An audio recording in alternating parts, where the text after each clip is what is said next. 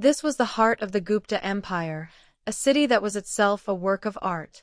Pataliputra was more than a capital, it was a statement of cosmic order and earthly perfection. To live here was to breathe the air of a golden age. Knowledge was the empire's most valuable currency, freely traded in the halls of its great universities. They charted the stars, pioneered complex surgeries, and gave the world chess, a game of infinite strategy. The Gupta mind was a universe of discovery, constantly expanding. Art was not merely for decoration, it was a pathway to the divine. In serene Buddhas and dynamic Hindu gods, their sculptors captured the essence of Dharma, the righteous path. This was a culture that had achieved a perfect synthesis of beauty and belief. The empire was a beacon of civilization, its wealth drawing merchants from as far as Rome and China. Under the stable rule of emperors like Chandragupta II, it was an age of security, wealth, and sublime artistic expression. This was a world that believed its golden light would shine forever. In this age, even warriors could be poets. General Veer was a living embodiment of the Gupta ideal, a man of strength, intellect, and unwavering loyalty. He saw the empire not just as a territory to be defended, but as a perfect idea to be cherished. The court was the empire's gilded center, a place of high culture and sophisticated debate. Here, philosophy was a sharper weapon than any sword. They governed an empire, but their focus was on perfecting the world within their own borders. Veer's poetry reflected his belief in the empire's flawless design. Like the lotus, it was beautiful, pure, and seemed to float untouched by the murky waters below. This was the dream of the Golden Age, a dream from which no one wished to awaken. Then, a whisper from the savage frontier pierced the heart of the empire. It was a name that carried the scent of fire, blood, and a world of chaos. For the first time in a generation, fear entered the gilded cage. Complacency is the disease of successful empires. The ministers, insulated by a century of peace, could not comprehend a threat that did not play by their rules. To them, these were mere gnats at the edge of their perfect garden. But the emperor sensed this was different. He chose his finest soldier, not for conquest, but for truth.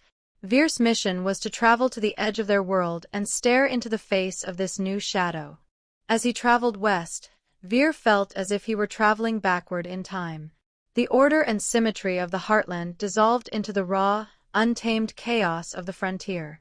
The empire's light did not reach this far. This was his first lesson. The enemy was not driven by greed, but by a thirst for destruction. They did not seek to conquer, they sought to erase. They fought not like soldiers, but like a force of nature.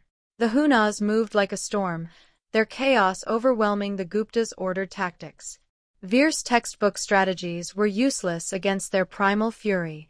In the eyes of the Huna, Veer saw a complete absence of fear and a love for violence he could not comprehend. This was not war as he knew it. This was hatred, honed to a razor's edge. He had been trained to be a fencer in a world that now demanded a butcher.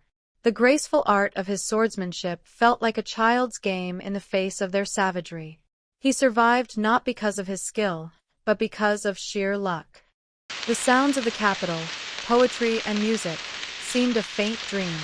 Out here, the only sound was the enemy's glee, a noise that promised a night of no sleep. This was the sound of the end of the world. In that moment, the poet in him died. He realized that the beauty he cherished could not be defended with beautiful words. To save the poem, he had to become the beast. He began to unlearn everything he had been taught. He stripped away the elegance of Gupta warfare and forged his men into a weapon of pure survival. To fight the storm, he had to become a whirlwind himself. He brought the truth back to the heart of the dream, but the dreamers refused to see it. They saw his warning not as a service, but as an ugly stain on their perfect world. The Golden Age was blind to the fire at its own gates. And so, the storm he had warned of finally broke upon the empire. The Huna horde, tens of thousands strong, poured through the mountain passes. The defensive walls that had stood for a century were about to face their ultimate test. This was the battle for the soul of India. The ordered strategic warfare of the Guptas clashed with the untamed, ferocious tide of the Hunas. It was a battle between a civilization that had perfected the art of living and one that had perfected the art of killing. When order failed, only calculated chaos could answer. Veer abandoned the grand strategies of his forefathers and employed the brutal tactics he had learned on the frontier. He fought not like a general, but like a wolf leading a pack. Here, at the epicenter of the battle, it was not empire against horde, but man against man.